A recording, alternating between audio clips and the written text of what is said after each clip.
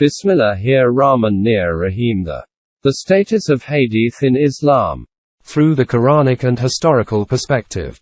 How were Ahadith compiled? How did these Ahadith reach us? What is their status in Deen? What is the mutual relationship of the Quran and Ahadith? Ghulam Ahmad Parwez.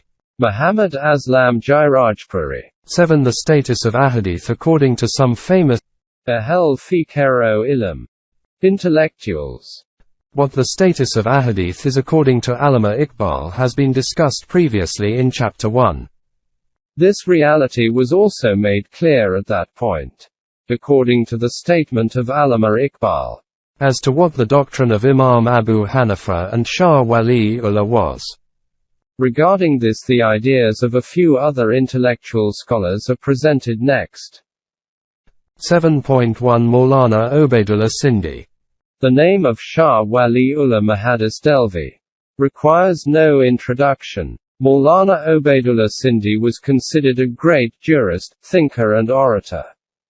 Around 1941, he contributed an article to Wali-ullah Number, wherein he explained the right place of Ahadith according to his understanding of divine wisdom. We note down selected excerpts from this article as follows. In this respect, regarding the issue of the correct status of Ahadith, you have seen in the preceding pages that there are two types of Ahadith. One that relates to the circumstances prevalent during the lifetime of Rasulullah, and the second in which orders have been given. As far as acting on Deen is concerned, it is obvious that the latter part is very important. Because it is said that just as the Quranic commands are immutable, likewise these orders of Ahadith are also immutable and should be acted upon in the same way for eternity. Let us see what Obaidullah Sindhi says in this regard.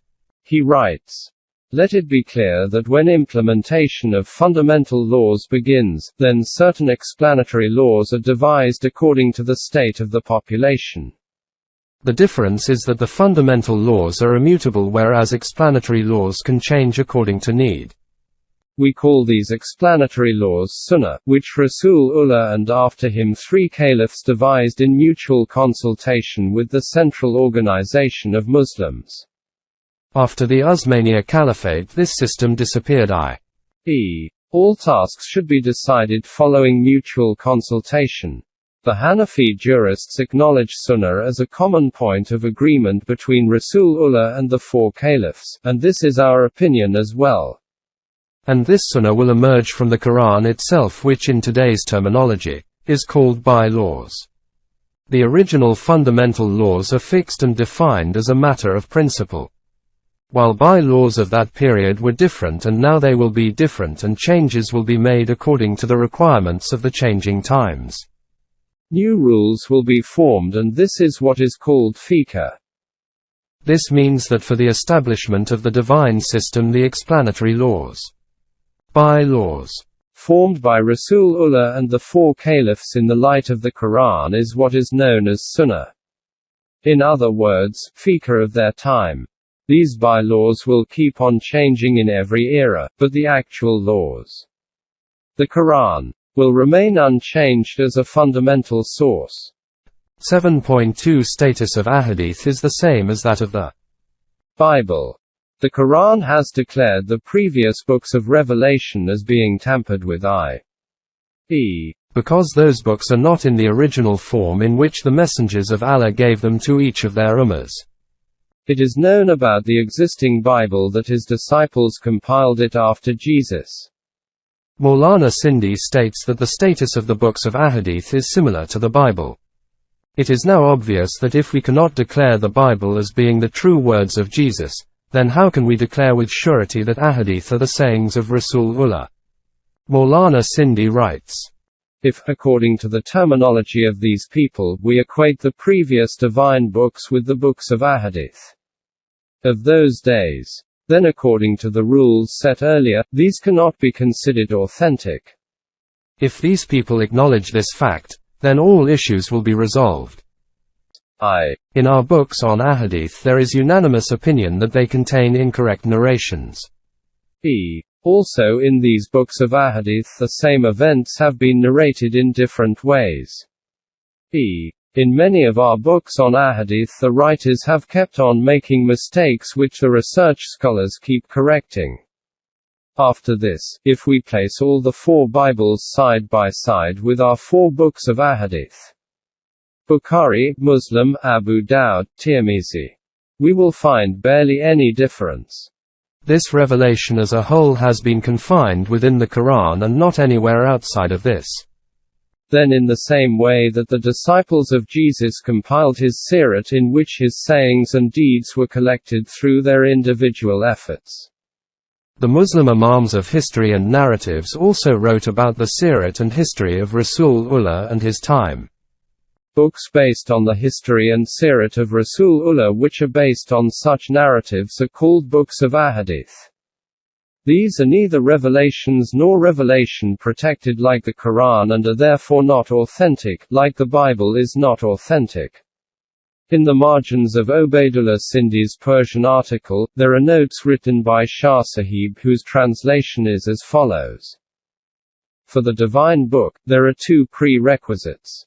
First, the angelic bounties and the pleasure of Allah for each individual who recites the book and strives to publicize it. And second, the book remaining intact after a long time has passed and possession of the ability by the Ummah to memorize it. If these 2 conditions are not fulfilled, then it will not be a book of Allah. Rather it will be authored by some man among mankind who gathered this knowledge about the Messenger, like Sahih Bukhari and Sahih Muslim in our deen. In the words of Maulana Sindhi, p. 265, the collection of Sirat of the Messengers in this way was in vogue even in earlier times. Therefore books on Ahadith are in fact history books, and in history books all sorts of narrations are quoted. 7.3 Inclusion of wrong narratives in Sahih Sita. Maulana Sindhi states, when I saw this subject in Muqaddama Mushkat by Sheikh Abdul Haq Mahadeeth Delvi, who died in 1052 A.H., that there are about 50 books on Ahadith in which correct and incorrect Ahadith have been collected and Sheikh Sahib has placed them all on a par with each other and he accepts wrong narrations in Sahih Sita in the same way as in other books, I felt extremely worried. 7.4 How unauthentic narratives end up being considered mutawatir. While referring to various kinds of books, Maulana Sindhi says, besides these books, other books have been authored by such muhaddisin whose intellectual credibility is not recognized. Muhaddisan of later years have collected the narrations of these untrustworthy books and given them the name Zawaid, because of which the door opened for conflict in the knowledge of Ahadith. In this pile there are more than enough narrations which are called weak by second-tier scholars. And according to the writers, by reaching these tiers, i.e., 3rd, 4th and 5th, the Ahadith become mutawatir. After this, Maulana Sindhi giving an example of a Hadeeth, writes, Tirmizi termed this Hadeeth as weak. Now see what Mustadrak Hakim does. He narrates this saying using 30 to 40 certifications. A scholar who is a non-researcher, becoming impressed by the abundance of its certifications, becomes ready to accept it as being mutawatir, based on its fame and content. With the help of Fatah al-Bari, we investigated these narrations by Hakim, and did not find a single certification to be correct. 7.5 Weak narratives of Sahih Bukhari. After this Maulana Sindhi writes, small errors continued to be committed by every writer, even by Imam Bukhari, who is held to be the most credible. Hafiz ibn Hajar believes that there are about 40 ahadith in Bukhari's book whose certifications are weak, and Hafiz Hajar also has no solution to this problem. In the side notes on page 276, though he took out nearly 100 narrations from Sahih Bukhari and then also explained his reservations, There are about 40 attributions that are so weak that according to Hafiz ibn Hajar he could provide no justification for these. 7.6 Criteria for authentic and weak ahadith. The group who is Mutashaddad fil Hadeeth intensely believes that the ahadith which are now present in existing compilations are final and irrevocable. These cannot be subjected to any criticism whatsoever. Those which have been labeled authentic are authentic, and those which have been declared as weak are weak, i.e. these have to be accepted just as they were by our forefathers. By using our own intellect and reasoning in the light of the Quran, we cannot do anything. Maulana Sindhi further says, this error of judgment which shrouds ordinary minds in the bottom of which this disease is hidden, is based on what has already been done regarding the art of ahadith, particularly in declaring them to be correct or weak. Such a scholar, who using his intellect considers correct ahadith as being correct, cannot be born today. Using, as mayor rijal the difference of certification and rejection. Then difference of opinion in the definition of a correct hadith does not allow a student power to develop any unity of thought. And finally, after being left with no choice, the student resorts to finding out a solution according to whatever maslak he follows. This way, after obtaining the ability to differentiate a hadith that is in line with his maslak, he views it as authentic, and if against, then considers it as weak, and thus the student ends his journey. After this he becomes the sole custodian and possessor of all knowledge about deen, and whomever he wishes he declares as a Muslim, and whoever he wishes he declares to be a kafir. 7.7 Some ahadith from Sahih Bukhari.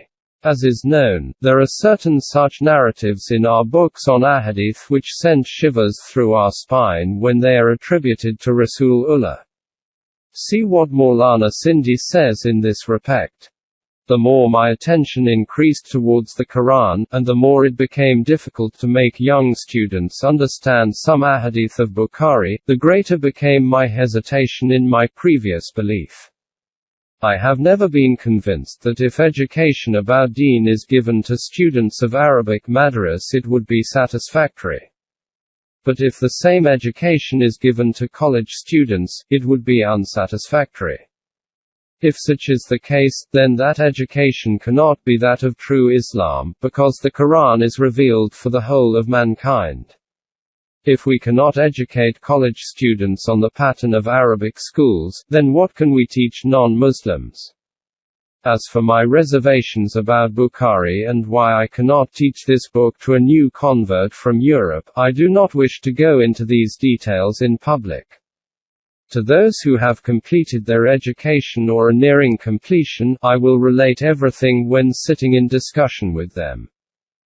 7.8 Maulana Hamiduddin Farahi and Syed Suleiman Nadvi. Maulana Hamid ud Din was considered to be a great scholar of Quranic thought. In his book, Nizam ul-Quran, he writes about ahadith.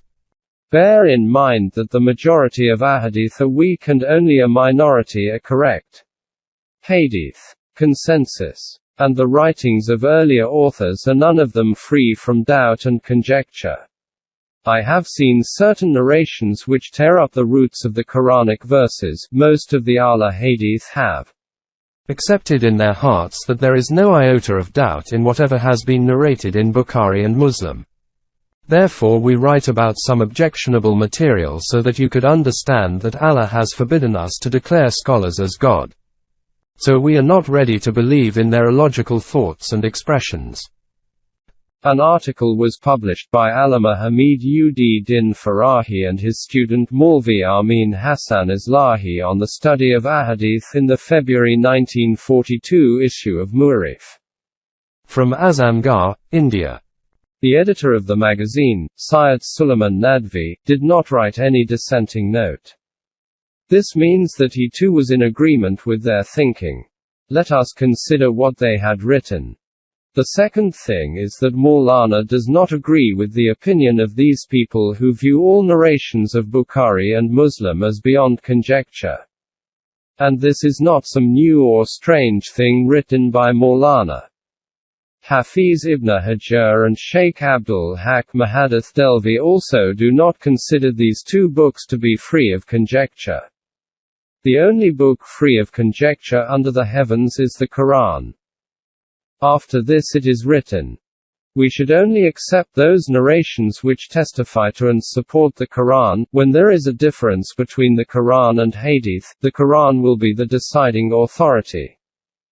On page 90 it is written, here the Maulana has said that without doubt, doubt and conjecture are present in Ahadith, and this is such a thing which can hardly be denied by anyone. So you can see that regarding doubt and conjecture within Ahadith, the matter is not limited to Allama Farahi, Maulvi Amin Ahsan Islahi and Syed Suleiman Nadvi, but according to the statement of these scholars, this is such an established fact that hardly any can deny it. 7.9 Maulana Manazir Ahsan Gilani. Some excerpts from Tavan-e-Hadeeth by Maulana Gilani have already been given. With regard to Ahadith as the history of the period of Rasulullah and of his companions, he writes, if we only observe the name given to his book by the greatest Imam of the art of Ahadith, Hazrat Imam Bukhari, we can easily understand that whatever I have said is nothing new, rather those who understand have always seen this art with this view in mind. Imam Bukhari's book is today known as just Bukhari Sharif, though this is not the actual name of this book. He himself had in fact named it Al-Jamia al-Sahih al-Masnad al-Muqtaza min Amur-e Rasulullah wa Salam wa Ayyami Hai. In this the words Amur, matters, and Ayyam, period, are worthy of consideration. As it is clear from these that the correct definition of Ahadith according to Bukhari encompasses all those matters which are related in some way or another to Rasulullah. The word Ayyam has further broadened its definition, i.e., that which I have already said, that the art of Ahadith is in fact the history of that period in which a comprehensive personality like Rasulullah was given to humanity by Allah, and left an impact on the world for all times. Leaving this behind, and putting aside trivial matters, if we keep in mind the criteria of recognizing the tree from its fruit, then from a quick glance at the present pile of Ahadith even by an ordinary person, we can judge the true worth of Ahadith, and that its true definition is the same which Imam Bukhari has indicated by including it in the name of his book, as I have explained. In this it is clearly explained that according to Imam Bukhari himself and Maulana Gilani, Sahih Bukhari is in fact the history of the period of Rasulullah. And this is the status of other books on Ahadith.